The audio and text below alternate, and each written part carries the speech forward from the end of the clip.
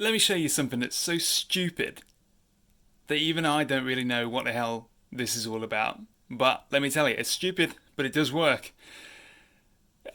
I don't know about you, but I get pretty hot and bothered when I'm doing my little sim racing. When you make a little mistake and all of a sudden you just go a little bit red in the face and it all just seems to tumble down from there and you're just wishing that you had a bloody aircon unit blasting in, under the desk and whatnot. This is my answer to that. I didn't expect it to work, but it does. Right, here's how you do it. This is like a £2 sandwich cooler from B&M or wherever. It's small, about hand width. I've wrecked it by putting a hole in the end, both ends, so it's quite a big diameter on that end and a small diameter on that end. I'll explain why in a second using crap science. So the idea is this: the cooler is where you stick a whole bunch of freezer ice blocks. These haven't fully frozen yet, but they're cold enough. So there's a small gap between the two sections of plastic bottle. That one's a 7-Up bottle. You can use lemonade if you want to, or Coke, may I suggest.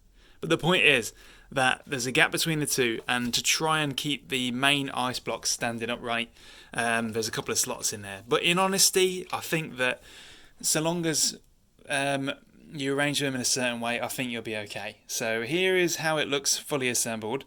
Ice block, just chuck that in the middle there. This is a bit finicky with just one hand. Second ice block in there, and just chuck a few little bonus ice blocks just to cool the air, generally speaking, in the cooler. So once you close it, I can't zip it up because I've only got one hand free, but once you close it, the idea is that you then put a fan on this end, and I'm going to do that now. So there's going to be a quick cut, and here we have it. Here's my fan. It's just a little £5 fan, or if it's John Lewis, call it £10. It's just a personal fan that you might get in the summer to go on a desk, and it outputs a modest amount of air. Quite good actually. But the point is that you put the fan, or rest it for super bodginess, you rest it in a way where it actually forces positive air through this bottle opening. It'll swirl around in there, hopefully, because it doesn't have a straight line through. There's a big ice block in the middle that's sort of making the air go around it. So the air comes in here, gets pushed through, swirls around, and comes out in like a narrow diameter funnel. And the idea behind that is it actually makes it come out at, a decent enough speed that you're actually going to feel it. And if I put my hand there now, that is cold, cold air. And it bloody works. Looks stupid, but it works. So if I'm about to go in a 40-minute race or whatever, I'll just chuck the ice blocks in, put the fan in motion, because the batteries last ages on them little fans actually. I'll kick it off and it'll just keep me about 1 or 2 degrees cooler, which can make all the difference. Optimization. So what's happening in here is air's coming in, tumbling probably only a little bit really around these ice blocks, which are making the whole inside of the cooler bag cold. If I put my hand in here, it's cold. It's starting to get freezing, and with the air going through the cooler bag and being funneled down to a small diameter, a bit like how car exhausts work. Car exhausts are bigger at the tail end to make the air sort of go through it quicker. Don't quote me on that. I'm not an engineer.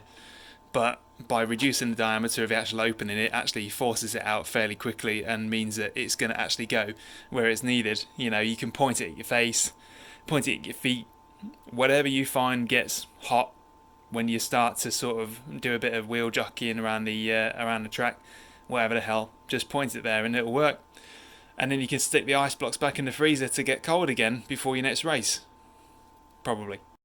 Most folks have got a crappy sandwich cooler that they don't know why they bought. Most folks have got a plastic bottle.